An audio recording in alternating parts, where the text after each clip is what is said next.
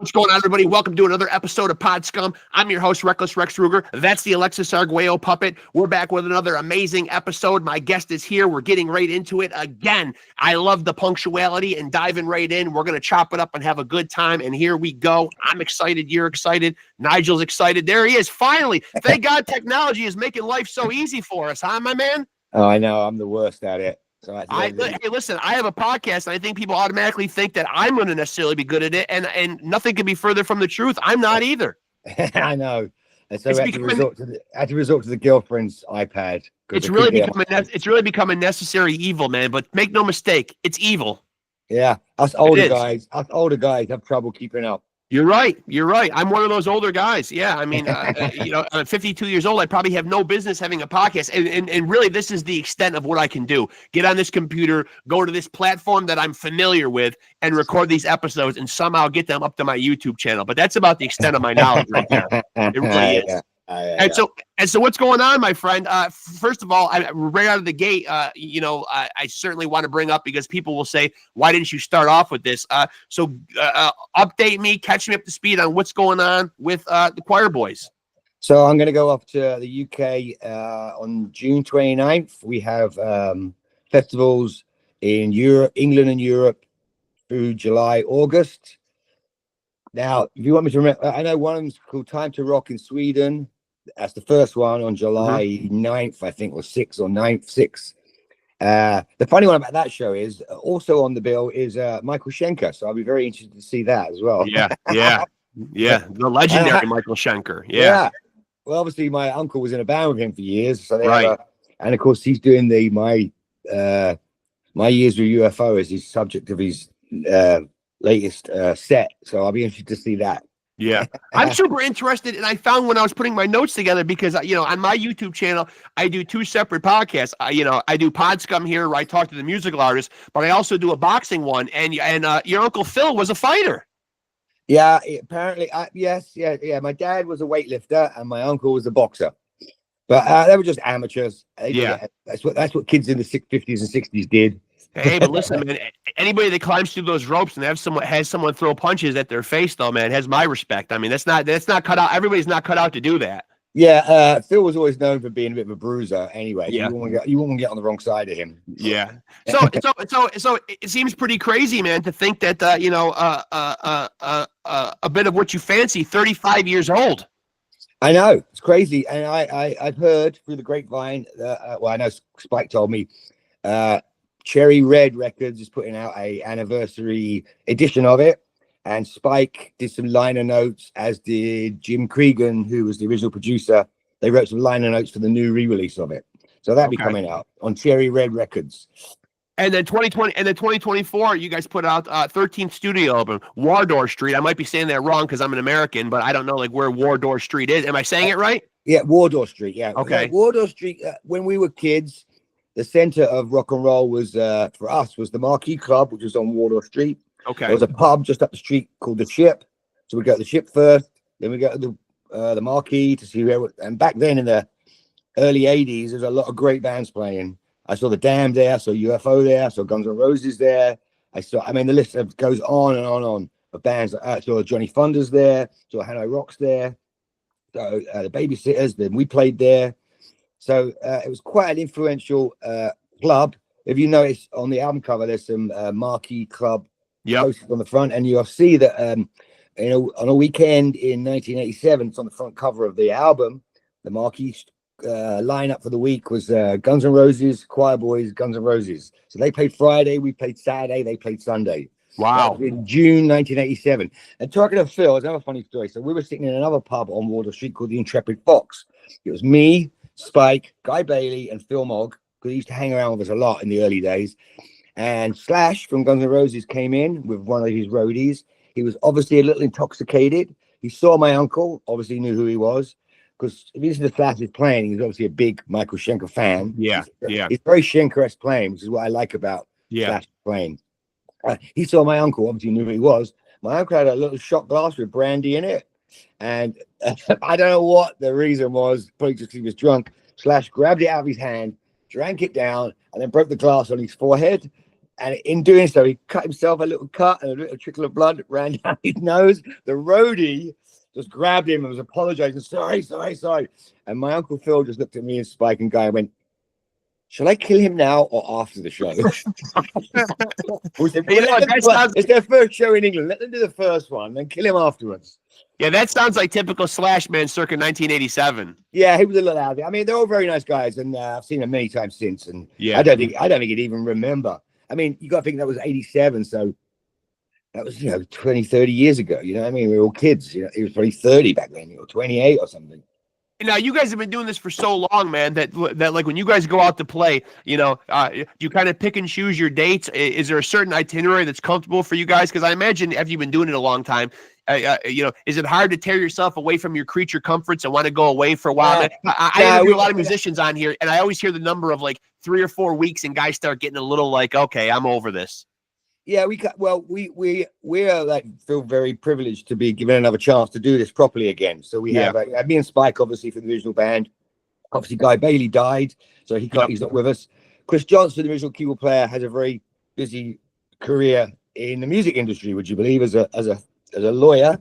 Yeah. So he's not really available to do it, and of course there was the whole Guy Griffin, other Choirboys thing that happened. So he's not involved. So we're using our friends Luke Morley and Harry James from Thunder, another successful British band there, the guitar and drums, and our good friend Willie Dowling, who was in The Grip, the same era as us. He was in a very successful band called Honeycrack in the 90s, and he writes stuff for TV music, and he's an old friend of ours. In fact, he co-wrote Whipping Boy on the first album with Spike. So we've known that's how long we've known Willie for. So he's playing with us. So a very pro band. And so everyone's got other things going on, so we can't play for too long. So we're going to do these festivals in the summer, which is great because it's just one weekend, then a whole week off, and then another weekend. The festivals are great for the summer. And then November, we'll go back out again for like a short run in November, Choirboys run. The dates are run to the end of November, beginning of December. And that's a lot. We decided to do fewer shows. The last time we went out was like 3 or 4 weeks. You're right. It was a bit of a push for everybody. Yeah. The longer you go out, it's funny enough, the less money you'll make because it costs so much to keep the thing going. Right.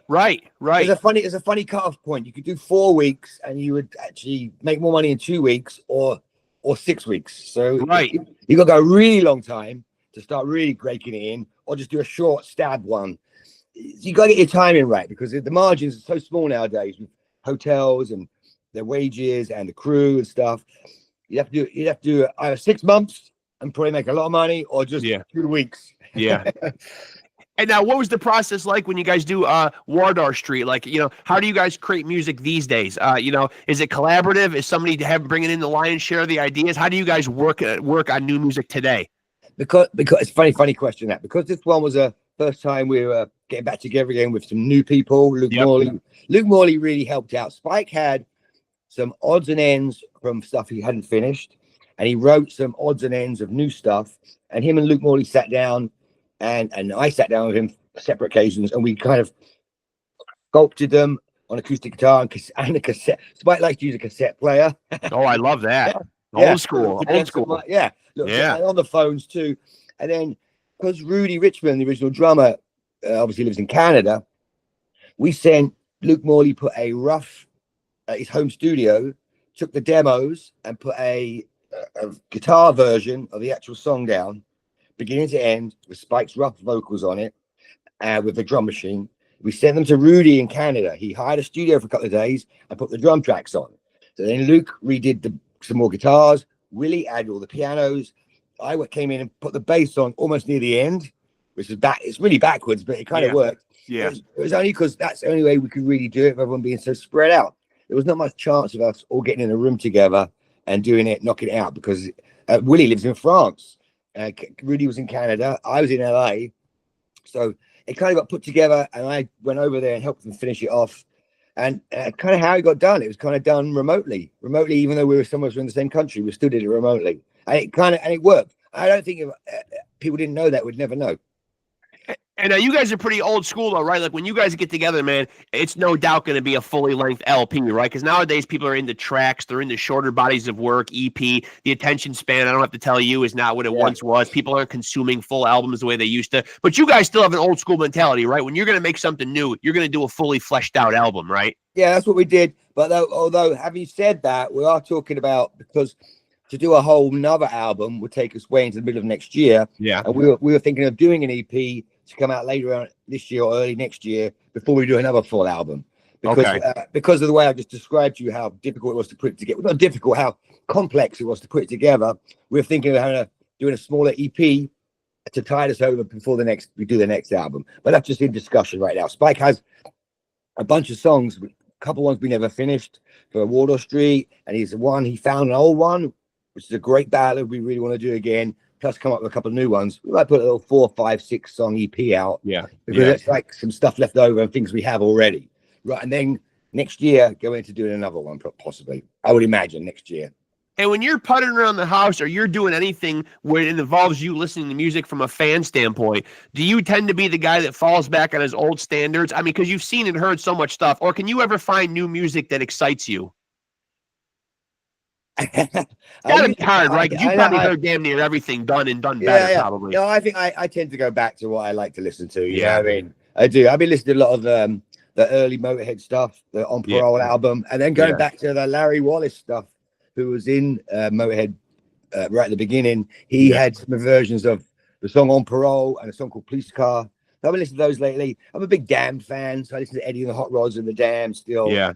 I went to the Damned the other night. They were fantastic with the original lineup I saw, which was Dave Vanian, Captain Sensible, Paul Gray, who's one of my favorite bass players, and then Rat Scabies. We saw them the other night, the Wilton here in LA, and they were fantastic, as good as ever. And for people that don't know, man, what are you guys doing for the 35th year of A Bit What You Fancy? You guys have been out playing dates and playing that song or that album, in its entirety. We haven't talked about doing that just yet. So I mean, that may come up. It obviously won't be this year, probably be next year. Now we have thought about that, but we really want to concentrate on the new material. Yeah. And someone's re-releasing the old album, but maybe we'd think of doing something like that early next year, because we've already committed for these festivals in the summer and then November, December. So there'd be nowhere to squeeze it in right now. So it'd have to be next year if we do that. I'm glad you guys aren't doing that, though, because that does seem like a trendy thing. Like, I always like the fact that you guys just do whatever the fuck you want, you know what I mean? Like, whether it's the anniversary of an album or not, because it seems like that got to be a trendy thing. Oh, you know, it's been 10 years. It's been 20 years since this album. We're going to go out and play the whole damn thing in its entirety. You could still play, like, a nice little chunk or a few songs off of the album if they homage to it. Yeah, our set consists of, like, right now, the new stuff and then mainly the first album stuff. So we're really covering the two most important parts. There's a few other things thrown in there too from Bittersweet and Twisted, but mainly it's the first album and the new one is what we concentrate on. So we're kind of doing that. I don't know. I mean, it has been mentioned doing that whole Bit of What You Fancy album, but I don't think it got very far. If we are going to do it, it won't be this year anyway. Yeah. Now, when you first got into music, you know, how early on did you know that it was the route that you were going to go, that you wanted to really dig your heels in and do this professionally? Well, I had probably a different experience to a lot of people, in that if I was 10 in 1975, and there was my Uncle Phil and this other guy called Pete Way, and these two guys would come around my house, and I looked at them like they were aliens. They were like back 75 with the long hair, and Michael Schenker lived up the street from me. Yeah, I walking the dog sometimes, you know what I mean? So I was like, these guys, and Phil and Pete were so fucking funny. They were just it was a constant comedy duo, you know what I mean? Yeah. I was already, before I was really aware of the music, I was aware of these two characters and how funny they were and what a great life they seemed to be having, just going on tour. But they'd come over at our house a lot, usually for things. My dad, who's Phil's brother, is older than Phil, so obviously they'd come around for things like, can we borrow the jump cables? Have you got a car jack? Yeah. Can you give us a ride to the airport? It was stuff like that, you know what I mean? Yeah. They were constantly coming over, and this kind of thing was going on. And we'd have parties at the house for birthdays or Christmas, and Phil would often show up and stuff. And I just thought he was hilarious. I thought, oh my God, what does this guy do? You know what I mean? And then later on, we'd always get an album from my uncle when it came out. So I really took notice when Strangers in the Night came out, which would have been 79, 80 or whatever. What an album. Wow. Yeah. So that was one that, it was one probably Obsessions, and that was probably their biggest albums. And that was the time I was taking note of what was going on. I would have been 14, 15 around that time, getting into music. And so I was kind of like, I want to do what he does. You know what I mean? Yeah. That looks like fun. Yeah. I want to do that. Yeah. And so, I played the Thunderbird because obviously Pete Way was a big influence on me. So I have a great story about Pete Way and Thunderbirds. So I always bugged Pete Way. I said, hey, I couldn't afford a Gibson Thunderbird. Even back then they were like 10 grand. Yeah. There's copies now I can get, but back then you were very limited on, you either had a Thunderbird or you had some cheap copy. So I'd bug Pete Way all the time and say, hey, have you got a Thunderbird I can have and borrow it? Just borrow it for a while, just to use on some shows. And he goes, yeah, I've got one, I'll bring it to you. So he gave me the black Thunderbird, which is on the front cover of Save Your Prayers, where he's sitting against the wall, where there's a black Thunderbird next to him. He gave me that one. I was like, oh my God. So for about 6 months, we're doing shows. I'm like, look at me. This Thunderbird. Strutting your stuff. Yeah. Oh, yeah. Pete gave this. Oh, yeah. And one day I had a really good friend called Cliff from Tank. Cliff Williams from Tank. He's the guitar player. And he used to work in secondhand guitar stores. And so he saw us play at the Marquee, and I had it for 6 months and quite a few shows of it. He saw me play at the Marquee and he goes, hey, that Thunderbird you got's really nice. Where'd you get that from? I said, yeah, Pete gave it to me. He goes, that's funny because I lent it to Pete about 6 months ago and he never gave it back to me. Pete not only lent me a Thunderbird, but he lent me one that wasn't even his. Yeah. He lent you a Thunderbird. Yeah, I know. And so that same night, Cliff came in. I was like, felt so embarrassed. I was like, well, you better take it. So it came and went. And apparently, that Thunderbird, he took it back to the shop and sold it. And he sold it to the bass player for the Dogs d'Amour, who had it for a while. So it did the rounds. And we've always wondered where it ended up. Boy, there's a lot of history on that guitar, though. I mean, when you really think about it. I was on a Facebook Thunderbird page, obviously checking what new put ones up for sale, who's got stuff. Right. And I started talking to a guy and he goes, hey man, I think I heard that who was it now? He thinks that was Rocky Newton the bass player? Was that the bass player from someone? What was he with? That sounds right. I think he said as though Rocky Newton or someone had it and was selling it, but they were selling it, they'd sprayed a different color. But there was a really weird switch on it. It wasn't original. And if you open the back up, there's a crack across the bottom. So it's very easy. I could identify if I saw it. So we were looking around for it, and he thinks that guy had it, and he was trying to sell it for 10 grand, which is way overvalued. But I ain't got 10 grand. 10 grand to spend on the bass. No. Nowadays, what I have now is I use the Epiphone 60s Pro Thunderbird, which is a very affordable copy of a 60s Thunderbird, and it's fantastic. I use that, and I have my original Rickenbacker, which I use in some of my other bands.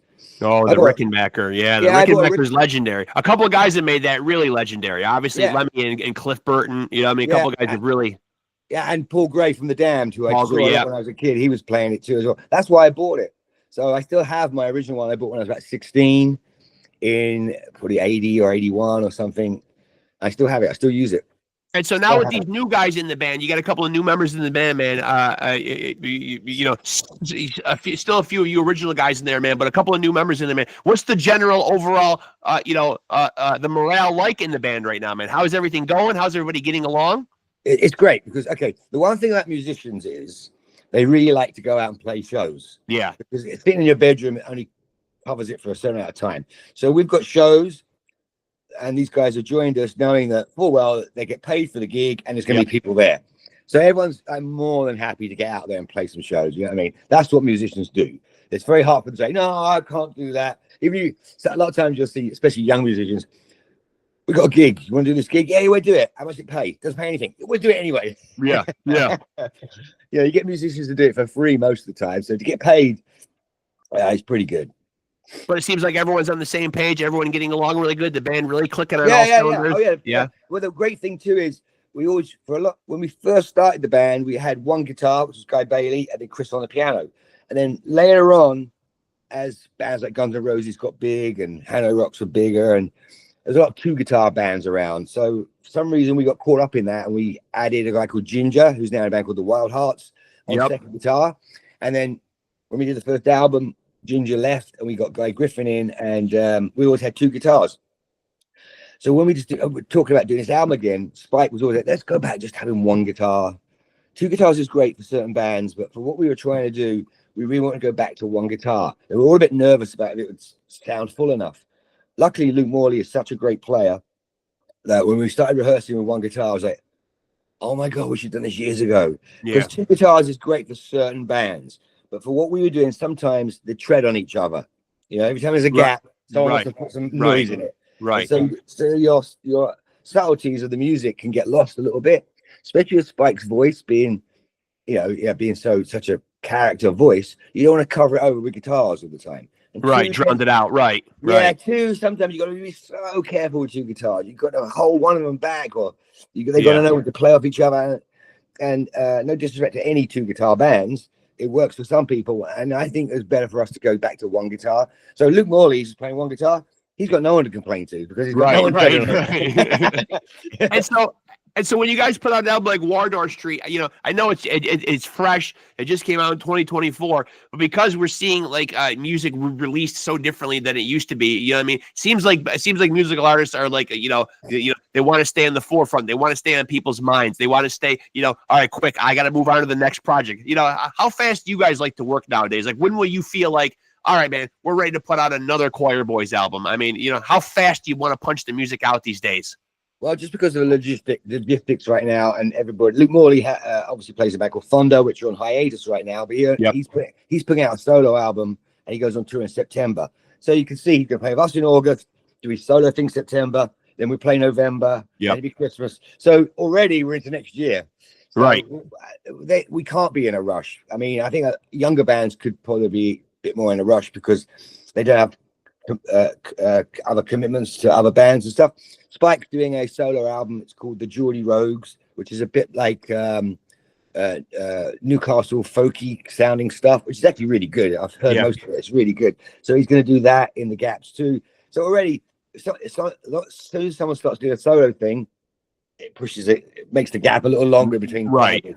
We're always going to make QUIREBOYS stuff, but we ain't in no rush. We're not going anywhere. We're just doing it at our own pace. And now, do you feel like that's enough? Like for you, like for people that don't know, is the QUIREBOYS enough, or does NIGEL Mogg have other projects going on too? Are you a guy that likes to stay busy? I'll talk to guys on here sometimes that are in like, I don't even know where they find enough hours in the day. They're in 4 or 5 different fucking projects, and it's like, God, do you ever sleep or not do anything music related? I mean, some of these guys just like to be ultra busy. I mean, how do you like to work? Is the QUIREBOYS like enough? Does it scratch enough of an itch for you? Well, So I have a local band here in LA called the Juvenile Rexx. We've been making a record.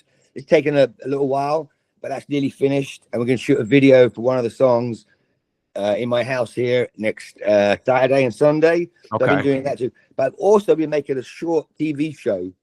I might have to drop you a link. It's really hard to explain. Please do, Yeah, I've been making a short TV show. If you go on YouTube, it's it's called Totally Wired Doll Show. Totally Wired Doll Show. Okay. I've been making these puppets. They're puppets of me and Spike. Okay. It's short little story. Basically, it's Thunderbird meets Spinal Tap. Okay. I'll leave it at that. I will drop you a link. Please do. I got to see that. And now, who's manning the puppets now? Is this all done by you and doing the voices? Yeah. No, I'm doing my voice. Spike does his voice. Okay. And then I built everything you see. I built, and we're hopefully gonna. We've got a YouTube channel. We have one little episode up. We're working on another one. And I'm just going to keep making these short episodes. And it includes QUIREBOYS music and little stories about things that happen to us. Not directly happen to us, but like things based in, but like Spinal Tap, the funny, stupid stuff. Yeah. I'm also interested because you guys have done this for so long, and it seems like it's a trendy thing to do. But I don't know if you've talked to Spike about this, or like even you personally. Is there a book in anybody in the QUIREBOYS? Because you're saying you've got all these great stories. It's great that you're doing them with like through the puppets or whatever. That's a really cool like roundabout way to do it. That's very different, very unique. But is there a novel, a memoir inside of any of you guys?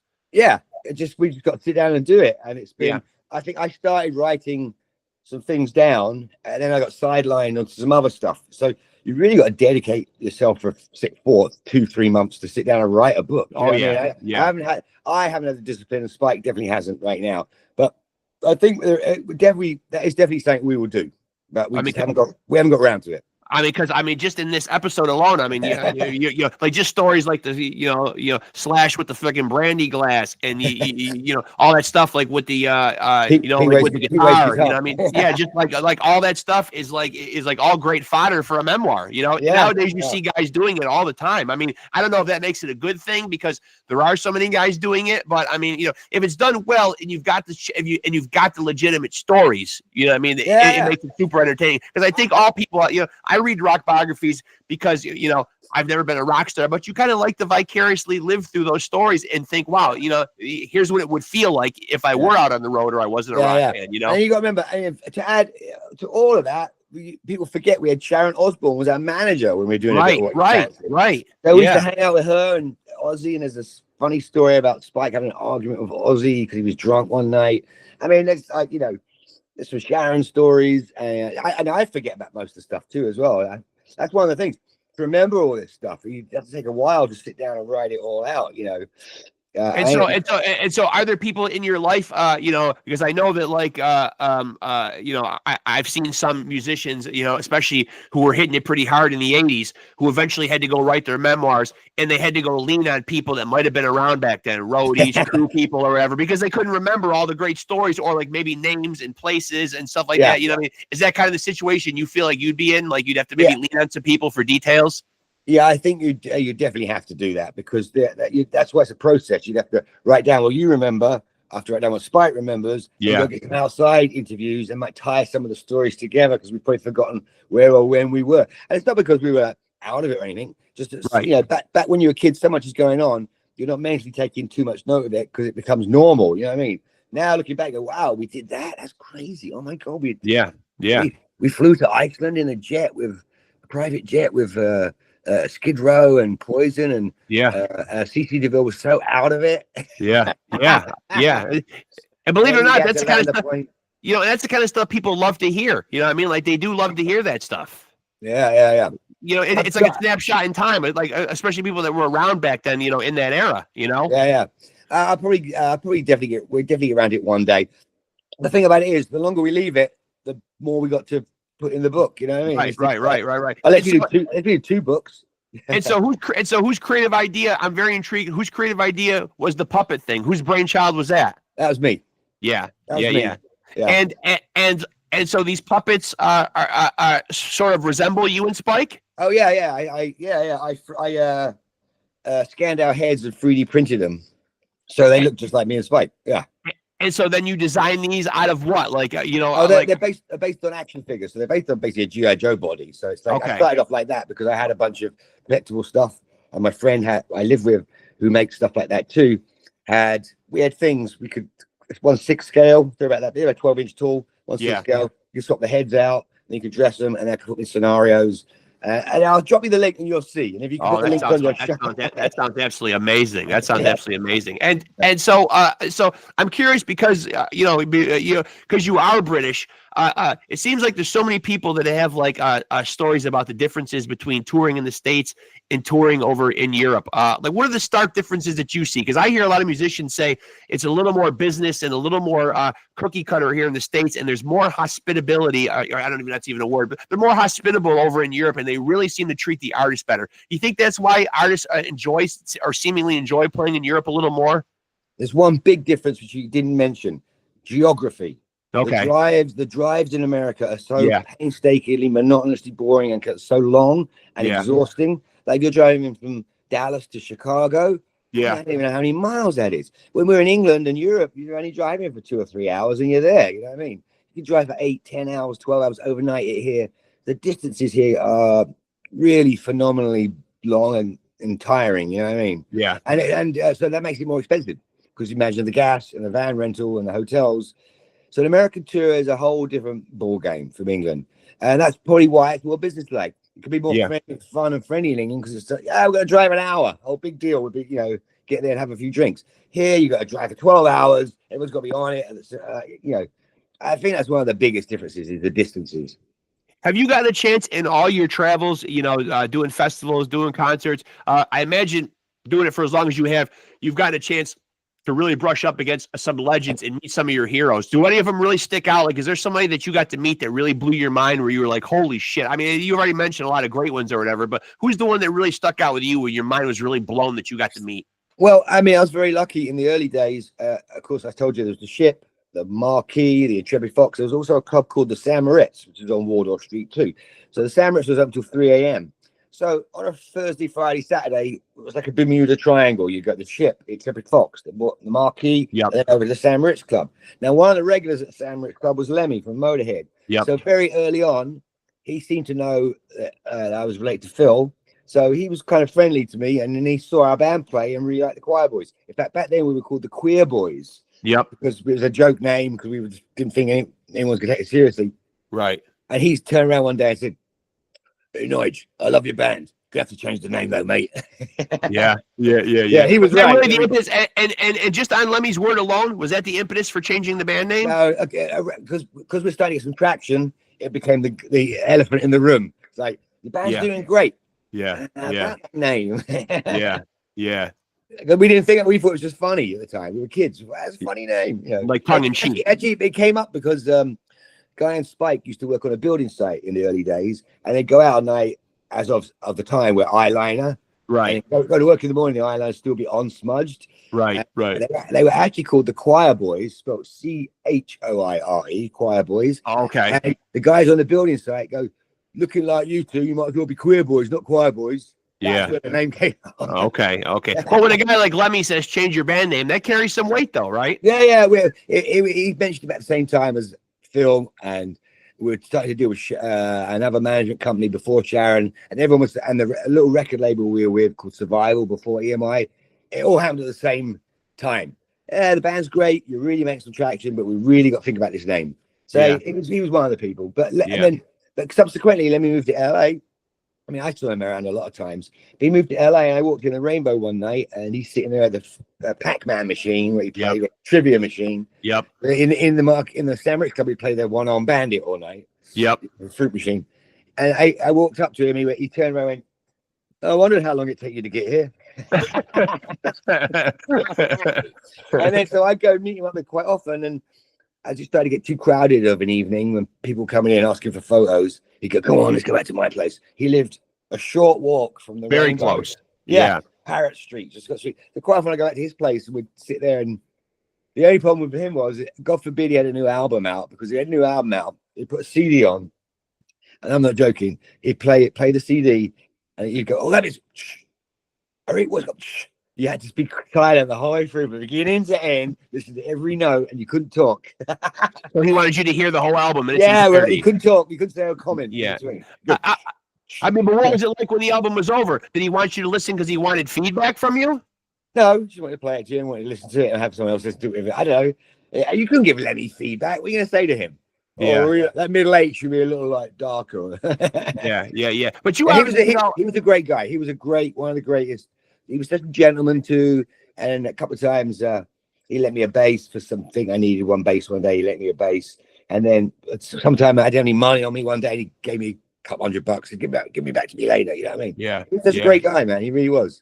And you seem to have a lot of reverence for him, man. I'm wondering, like, where you put him, because I feel like he's one of those kind of people in the history of speed metal, thrash metal, call it what you want, you know what I mean, extreme metal. I feel like he's one of those people, you know, that's kind of glossed over. Like, people want to point at, like, you know, Metallica is the Godfathers, or they want to point at Iron Maiden, or they want to point at, you know, Black Sabbath is the originators of heavy metal, man. Where do you think Lemmy fits in that timeline? Well, the funny thing is, because he crossed so many genres, you know what I mean? He was like, obviously, he looked like a biker. And he started off in Hawkwind, which was like a hippie band. And he moved on to do the moment hitting with Larry Wallace, who was like a speed freak biker. Nutcase hippie too. But you could hear elements of punk rock in there. Yeah, because then you look at Filthy Animal, and he was just a punk rock kid with a pyramid studded belt, the white creepers, the spiky hair. He was a punk kid. So they really, you know, and then it was at that time, 78, 79, the punk thing had died off a little bit, but a lot of the punks were coming to heavy metal shows, so you could see the cross thing going on. And that was one of the bands. The Damned also was a bit like that, and Motorhead, and actually Lemmy played with the Damned. They did a famous tour, and they were called the Doomed, because they'd never had a bass player, so he went on tour for a while. And on a B-side somewhere, there's Ballroom Blitz with me playing bass. It's on a B-side, famous Dams, the Sweet song.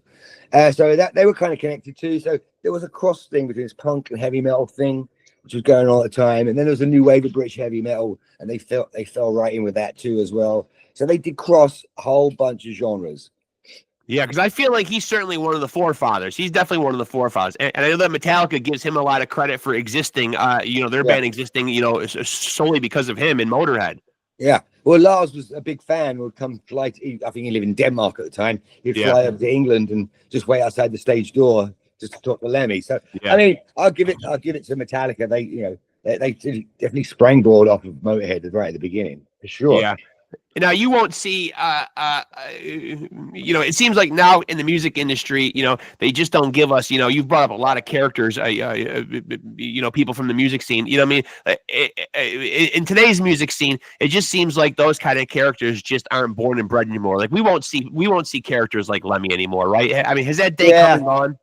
Yeah. I'd be hard pressed to. I mean, it's so funny because what I've been going to see lately are just older bands, The Damned, and then we have a festival here called Cruel World here in LA. I didn't go this year, but last year that was like Susie and Iggy and Love and Rockets, and these are all older bands. These aren't like new kids, I mean, I suppose Green Day is a bunch of characters, really. I like some of their stuff. I mean, but they're a 30-year-old band already as well. Yeah. I don't know what a new band is. You know what I mean? I definitely haven't seen one that's any good. I'm just going to see people that are my age and maybe a little younger, maybe even a little older. I mean, Iggy Pop's probably like nearly fucking 80, right? I don't know.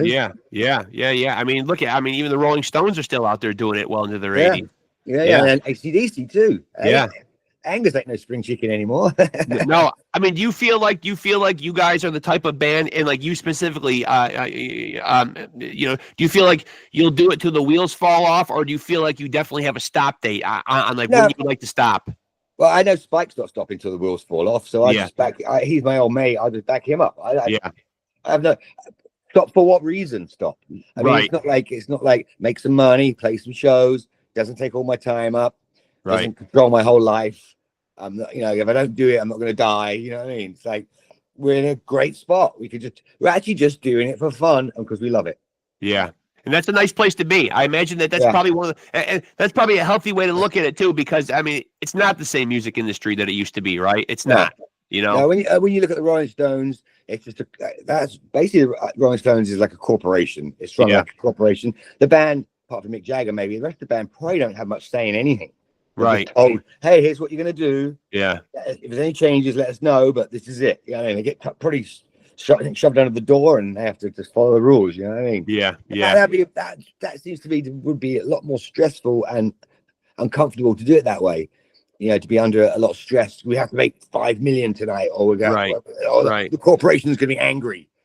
It almost doesn't feel very rock and roll. It almost feels like exactly what you got in a rock and roll to not do is like punch the time clock, right? I'm not saying they work like that. I'm saying bands like Metallica or the Stones or other bands I could mention might work like that, and that seems like it'd be more pressure than it's worth to be like, we got to make sure the stockholders are happy tonight. The shareholders or whatever. Make sure our stock rises. And now, when you guys put out a new album like Wardour Street, how much do you guys care about? I don't even know if it really exists anymore. You don't really see magazines. I mean, you see more of that stuff, on the internet. But do you guys look into how your album is doing or how it's received, or you guys just put it out there and you don't really care about feedback so much? No, we when we saw the reviews for Wardour Street, most of the people that reviewed it had the same sentiment as us. And exactly what we thought about making it, people picked up on in the reviews. Yeah. So we were. It's not that we don't care, but what was really great was, even if they were slightly negative, they still picked up on certain points. Right. We thought were important. Right. Everyone said it. Said, "Oh my God, it's great to see them back doing what they did originally. The songs are great. The artwork's great. The sort of video's great. They're doing what they should have been doing all the time." So people really picked up. They've got some other great guys. They couldn't use some of the other people, so they're using other great guys to play with them. Luke and Harry and Willie. They picked the right people. So everyone picked up on the right stuff. You know what I mean? But I mean, really, as regards record sales and stuff, that's so out of my hands nowadays. You know, what I mean, I can't even think about that. Right. All we know is, like a lot of bands, all we know is we can do shows to a certain size for a certain guarantee, and those will go good. We can make a little bit of money, keep it rolling, so we can do the next thing. And that's the way we look at it. What's next? Okay, we'll do another little. We'll do these festivals in the summer. All right, we'll do little shows in November, and then maybe do an EP or a whole full album next year. And we'll just go bit by bit by bit. Well, I'm super happy to see you guys in such a great place. I appreciate you carving out some time for me, man. I absolutely love the new album. I love everything that you guys do, man. I've been a fan a long, long time, man, and love to see you guys in a good place, man. You look happy, you look healthy, man. You look like you guys are having a ball, man. So I'm glad for you guys, man. Yeah, thank you very much. Yeah. Thank you for interviewing me. Yeah, and please make sure you send me that. I got to see those puppets. Yeah, I'll send you a link on the messenger. Yeah, please do. Always great, Nigel, and we'll definitely do this again, man. Keep in touch, and we'll hop on here and do this again soon, my friend. Anytime. Yeah, thanks, Nigel. Good talking to you, my friend. Bye. All right, bye. Later, brother. There he goes, folks. The legendary Nigel Mogg of the QUIREBOYS, bass player, backing vocals since 1984. Maybe there have been some periods of dormancy, but or where he's left and come back or whatever, man. But an original, an OG, man. Been there since day one, man. Great to see him, Spike, the boys out there doing their thing, man. Their new album, Wardour Street, their 13th studio album, came out in 2024. It's a fucking good one. It is the 35th year anniversary of a bit of What You Fancy. One of the albums that started it all. A great album, a timeless classic. Everything that those guys do, to me anyway, I'm a huge fan. I absolutely love what they do. Great to hear stories. There's definitely a book in Nigel. I would encourage him certainly to go that route. Even in that little short interview right there, great stories about encounters with Slash, Uncle Phil Mogg from the legendary UFO. Pete Way, just all kinds of great stuff. The guy has been in the rock and roll scene for so long. I think there's a book in him. I'm really intrigued to go see what he's doing with these puppets and him and Spike telling stories. I would encourage people to go tap into that. That's gotta be worth the price of admission as far as entertainment goes. Love having him on. Love hearing his insights on stuff. Love hearing his great stories. He is truly one of those rock and roll legends. He is, in my mind, every bit a rock and roll legend. Great to hear from him, man. Great to catch up with him. So thank you, Nigel Mogg. We'll definitely do it again with him. I'm always down to chat with Nigel. So again, make sure to make sure to follow Off the Couch Boxing and PodScum on Facebook / Off the Couch Boxing / make no mistake, PodScum. Two separate podcasts. But if you're into boxing, if you're into pugilism, Off the Couch Boxing is your cup of tea. If you're into the music, arts, and entertainment, go check out PodScum. And of course, if you're on the channel right now watching, subscribe, hit the notification bell. Again, on the channel, there are two separate podcasts, two separate playlists. The content on both is amazing. The guest list, the playlist, call it what you will, is amazing. I've ran down damn near everybody I can, and I'm always looking to run down more people and have these amazing and real conversations with both people from the fight game and people from the music world. And I will continue to do so and continue to bring you this amazing content. That's how we get down here. Like I said, we're all over the board with it. We chop it up about a little bit of everything. You're not going to get your standard interview here. That ain't how your boy Reckless Rexx rolls. So make sure to stay tapped in and always remember to live by the simplest of rules that your boy Reckless Rexx always lives by, and that is to take it easy and keep it sleazy. Peace.